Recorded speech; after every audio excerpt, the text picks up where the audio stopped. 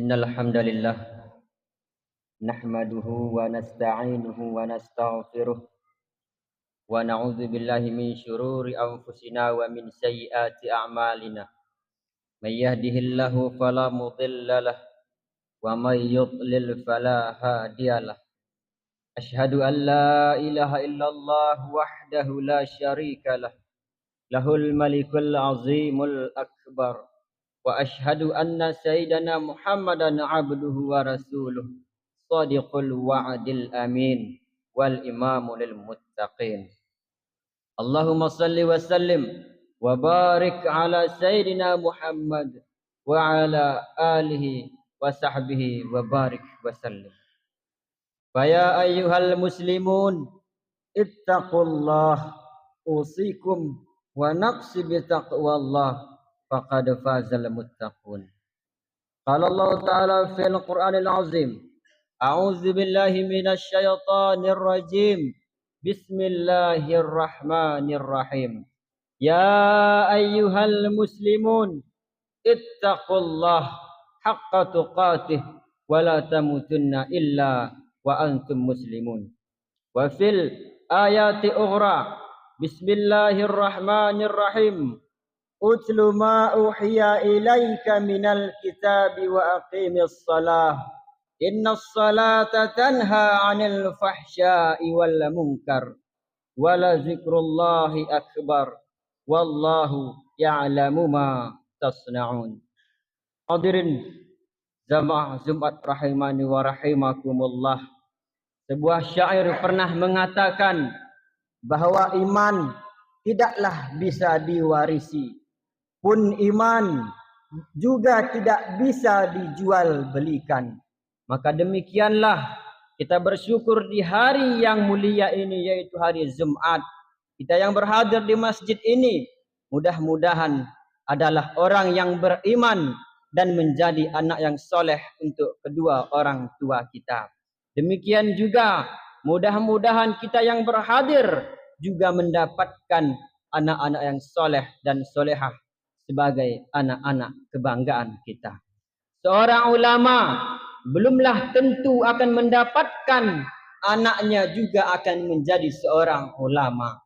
Demikian juga sebaliknya, seorang ayah penjudi ada kemungkinan anaknya akan menjadi ulama. Namun di dalam Islam kita diharuskan berikhtiar, berusaha menanamkan iman di dalam hati anak-anak kita. Benar memang iman tak dapat diwariskan, tetapi iman bisa ditanamkan di dalam hati anak-anak kita sejak ia masih kecil. Maka bersyukur jikalau masjid kita masih ribut, masih ada anak-anak yang lari ke sana dan kemari. Karena yang perlu kita khawatirkan adalah ketika masjid sudah sepi dari anak-anak, maka demikianlah yang harus kita khawatirkan sebagai tanda-tanda bahwa Islam akan menurun di kampung kita. Maka bersyukur di kampung yang kita cintai ini ternyata iman itu masih ditanamkan di dalam hati anak-anak kita. Sebagai bukti mereka masih ramai-ramai mendatangi masjid yang kita cintai ini. Hadirin yang dimuliakan Allah Subhanahu wa taala, salawat dan salam marilah sama-sama kita jadikan sebagai hobi di dalam keseharian kita, sebagai suatu ucapan yang tidak pernah putus-putus kita lantunkan. Maka mudah-mudahan atas salawat yang selalu kita sampaikan menjadi syafaat bagi kita di dunia hingga akhirat nanti. Amin. Allahumma amin. Adapun tema khutbah kita di siang yang mulia ini adalah solat tapi pikiran melayang. Suatu ketika suasana majelis Rasulullah terasa begitu tenang.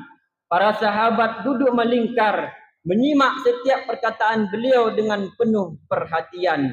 Namun di antara mereka ada seorang sahabat yang tampak gelisah. Jemarinya saling menggenggam, matanya menunduk dan nafasnya terasa begitu berat. Setelah beberapa saat dalam keraguan, ia akhirnya beranikan mengangkat wajah dan berkata dengan suara yang lirih, "Wahai Rasulullah, aku ingin bertanya, tetapi aku khawatir pertanyaanku ini akan membuatku semakin malu di hadapan Allah." Rasulullah tersenyum dalam lembut, menatapnya penuh kasih sayang. "Katakanlah wahai saudaraku, tidak ada pertanyaan yang membuat seseorang hina jika ia bertanya untuk mencari kebaikan." Sahabat itu menarik nafas dengan dalam, matanya mulai berkaca-kaca. "Wahai Rasulullah, aku merasa solatku sering tidak khusyuk. Kadang aku mengingat urusan dunia. Kadang pikiranku melayang entah kemana. Aku takut solatku tidak diterima oleh Allah. Apakah dengan solat seperti itu aku tetap mendapatkan pahala?" Suasana majlis seketika menjadi hening. Para sahabat lainnya ikut menunduk, merasakan kegelisahan yang sama. Mereka tahu betapa berat pertanyaan yang disampaikan itu. Namun yang terjadi setelahnya benar-benar di luar dugaan. Rasulullah tidak langsung menjawab. Beliau menatap sahabat itu dengan penuh kelembutan. Lalu tiba-tiba air mata mulai membasahi pipi Rasulullah. Para sahabat terkejut. Mereka jarang melihat Rasulullah menangis dalam situasi seperti itu. Dengan suara bergetar, beliau berkata, "Demi zat yang jiwaku berada di tangannya, sungguh setan tidak akan pernah berhenti berusaha mencuri dari bagian solat seorang hamba hingga ia teralihkan. Tetapi ketahuilah, Allah tetap melihat usahamu." Rasulullah menarik nafas dalam, lalu melanjutkan, "Wahai saudaraku, jika engkau meninggalkan solat hanya karena takut tidak khusyuk, maka setan akan menang. Tetapi jika engkau tetap berusaha solat, meski pikiranmu teralihkan, ketahuilah bahwa setiap kali engkau berusaha kembali kepada Allah dalam solatmu, saat itulah Allah akan menyambutmu." Mendengar itu, sahabat tersebut tak mampu menahan tangisnya. Begitu pula para sahabat lainnya. Kemudian Rasulullah melanjutkan dengan penuh kelembutan, "Bayangkan jika seorang ibu yang melihat anaknya berjalan ke arahnya, tetapi anak itu sering jatuh dan tersandung. Apakah sang ibu akan marah kepada anaknya? Tentu tidak. Ia justru akan berlari menghampirinya. Dan demikian jugalah Allah terhadap hamba-hambanya. Itulah Allah. Ia adalah zat yang rasa sayangnya lebih besar daripada seorang ibu kepada hambanya." Hadirin jamaah Jumat yang dimuliakan Allah Subhanahu wa taala, selama engkau terus kembali kepada Allah, maka Allah akan selalu menerimamu. Demikianlah jika engkau berusaha fokus kembali dalam solatmu, maka Allah akan menyambutmu dengan penuh kasih sayang. Air mata mengalir di pipi para sahabat. Kata-kata Rasulullah begitu menusuk hatinya. Sejak hari itu, ia tidak lagi putus asa dalam solatnya. Ia tetap berusaha khusyuk. Dan setiap kali pikirannya melayang, ia mengingat nasihat Rasulullah.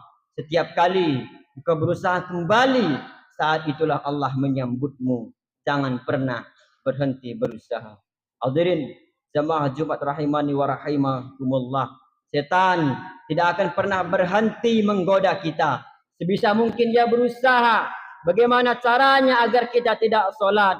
Jika ternyata ia gagal dan tidak dapat mencegah kita untuk mengerjakan solat, ia akan kembali berusaha bagaimana caranya agar kita lalai dalam solat kita, yang bahkan bisa membuat kita lupa pada rakaat-rakaat salat kita. Jika ia gagal dan ternyata kita tetap khusyuk dalam solat kita hingga selesai, apakah setan akan berhenti? Tentu saja tidak. Maka setan akan berusaha bagaimana caranya agar kita menjadi sombong atas ibadah-ibadah yang kita lakukan.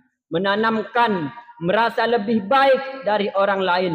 Menanamkan rasa agar meremehkan orang yang tidak solat. Dan begitulah seterusnya setan dalam menggoda kita di setiap waktu dan setiap saat. Namun ternyata tahukah kita ada yang lebih gawat dari godaan setan? Setan hanya bisa menggoda dengan membisikkan kita, dengan mengajak kita. Tidak bisa setan memfasilitasi kita. Tidak bisa ia memodali kita untuk mabuk-mabukan, berzina, berjudi. Setan tidak dapat melakukan itu semua. Namun tahukah kita, ternyata dan faktanya, ada manusia-manusia yang lebih laknat daripada setan. Ada manusia-manusia yang mengalahkan pekerjaan setan. Setan hanya dapat menggoda, tetapi ada manusia yang lebih setan daripada setan. Itulah dia, orang yang mengajak kepada keburukan. Bukan sekadar mengajak, ia bahkan memfasilitasi kita, ia modali kita, ia ajak kita mabuk-mabukan. Aku tidak punya uang kawanku, tenang, ada uangku. Ayo kita main judi, aku tidak punya uang wahai kawanku, kau utangi dulu uangku.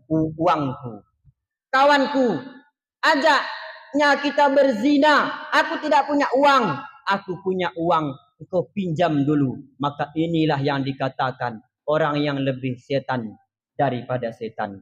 Dan mudah-mudahan kita yang khususnya berada di masjid yang kita cintai ini, Allah hindarkan dari orang-orang yang mengajak kepada keburukan. Hadirin yang dimuliakan Allah Subhanahu wa taala, sebagaimana yang kita ketahui Ramadan yang lalu, seperti yang kita ketahui bahwa setan diikat, tidak dapat menggoda. Yang menggoda hanyalah nafsu. Namun di atas nafsu itu ada setan yang lebih daripada setan, yaitu orang-orang yang mengajak kita untuk tidak berpuasa. Kita katakan kita tidak punya uang, ia sediakan makanan kepada kita. Yang tidak dapat setan lakukan, bisa ia lakukan. Maka hadirin yang dimuliakan Allah Subhanahu wa taala, demikianlah khutbah kita di siang yang berbahagia ini. Tetaplah berbaik sangka kepada Allah bahwa solat dan ibadah-ibadah yang kita lakukan akan diterima oleh Allah. Perihal sah atau tidaknya solat kita bisa kita ketahui dengan ilmu. Namun perihal diterima atau tidaknya ibadah kita bukanlah lagi ranah kita. Namun tetap mengedepankan husnuzan kepada Allah Subhanahu wa taala. Solat namun fikiran kemana-mana lebih baik daripada kemana-mana namun tidak solat. Namun tentu dengan terus meningkatkan kualitas ibadah kita dari waktu ke waktu, agar kita tidak termasuk pada orang-orang yang merugi, yaitu orang-orang yang semakin tua namun ibadahnya begitu-begitu saja. Karena sebagaimana yang disampaikan oleh Imam Hasan Al-Basri rahimahullah, bahwa manusia hanyalah sekumpulan hari. Jikalau berlalu satu hari, maka hilanglah satu hari dari dalam dirinya. Hadirin yang dimuliakan Allah Subhanahu wa taala, maka sebaik-baik ibadah ialah solat di awal waktu. Kenapa diperintahkan solat di awal waktu? Semisal asar nanti masuk azan, kita langsung menunaikan solat, maka ketika kita mati dalam keadaan sudah mengerjakan solat. Maka demikianlah dikatakan orang yang merugi, orang yang mengundur-undur, orang yang menanti-nantikan waktu solat. Ia pikir 10 menit lagi masih hidup, ternyata datang penyakit jantung lalu mati. Betapa sayang 1000 sayang, ia mati dalam keadaan belum menunaikan solat asar. Hadirin yang dimuliakan Allah Subhanahu wa taala, kembali khatib rangkum khutbah kita di siang yang mulia ini. Yang pertama, hendaklah kita menjadi orang-orang yang menanamkan iman di dalam hati anak-anak kita. Dan selanjutnya, sesering mungkinlah salawat kepada Rasulullah, akan kita mendapatkan syafaat di dunia hingga akhirat nanti. Dan selanjutnya, marilah senantiasa kita tingkatkan ibadah kita. Kita tingkatkan solat kita dari waktu ke waktu. Kita tingkatkan ibadah kita, karena semakin hari-hari kita akan berkurang. Dan selanjutnya, hendaklah kita untuk menunaikan solat di awal waktu. Dan seandainya kita pun mati, kita mati dalam keadaan sudah menunaikan salat fardu. Barakallahu li wa lakum fil Qur'anil azim wa nafa'ani wa iyyakum bima fihi minal ayati wa dzikril hakim. Fataqabbalallahu minna wa minkum tilawatahu innahu huwal ghafurur rahim.